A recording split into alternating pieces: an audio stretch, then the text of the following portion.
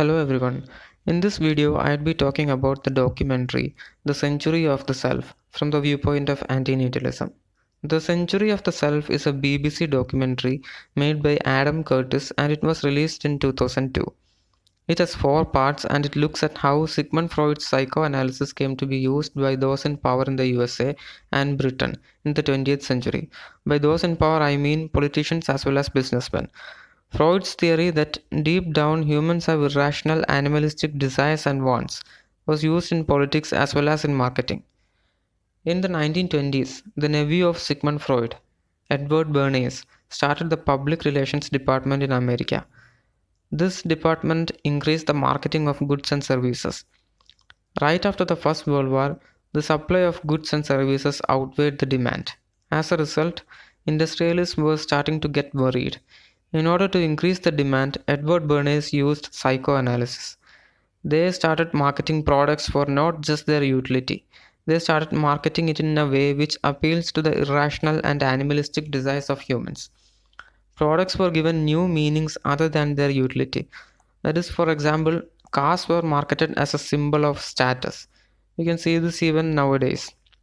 Due to this kind of marketing, the sales of goods and services increased.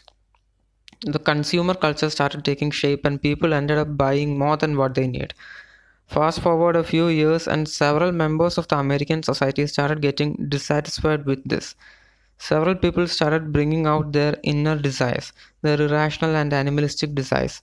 Some people in the psychology field also supported this behavior. They believed that suppressing these inner desires would do harm and it would be good to express them in a healthy way.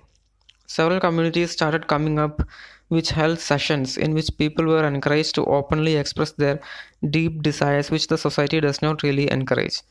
This was happening in the 70s and 80s and these communities can be compared to the hippies.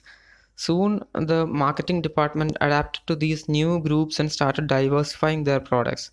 They marketed the varieties they brought about in their products as symbolizing the different identities of people.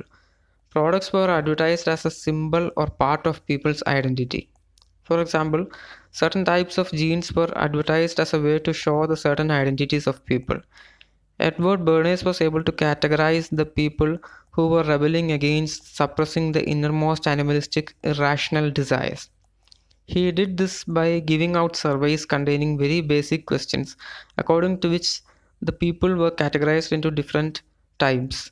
The marketing people were then able to create products specific to these categories of people.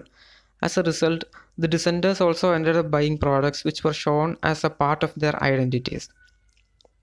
The documentary also tells us how similar methods were used to categorize voters in USA and Britain. Surveys were given to the voters to identify into which categories they fall into. They were then able to identify the swing voters and the politicians appeal to these swing voters. This included dressing in the way in which these voters dress and making election manifestos according to the interests of these voters. Edward Bernays was of the opinion that we are all irrational beings who are mostly unable to take rational decisions. Emotional appeal to our basic desires would make us move rather than rational appeals. He believed that the masses need to be controlled always through irrational appeals in order to maintain law and order. From the antinatalistic viewpoint, the views of Edward Bernays seem to throw light on the human condition, which is that we are not so good after all.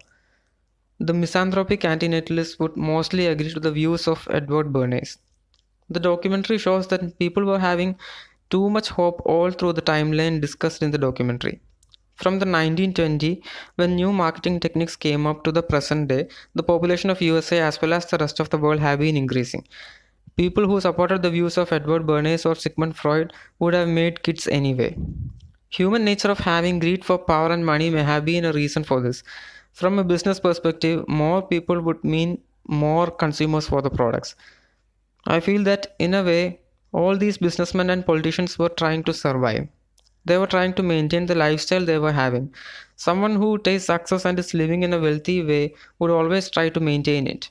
If their business goes down, they would be trying to uplift it in every way.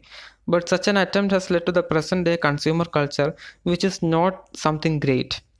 The documentary had come out in 2002. In the timeline which the documentary speaks about, if majority of people were able to know more about these concepts about the irrational nature of human beings, there may have been a chance that pessimistic philosophies or antinatalism may have become popular in such an environment.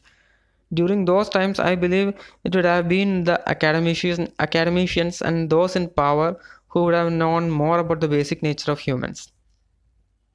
I would urge anyone who is into the topic of human behavior to watch this documentary. Please do comment below about your views. Thank you.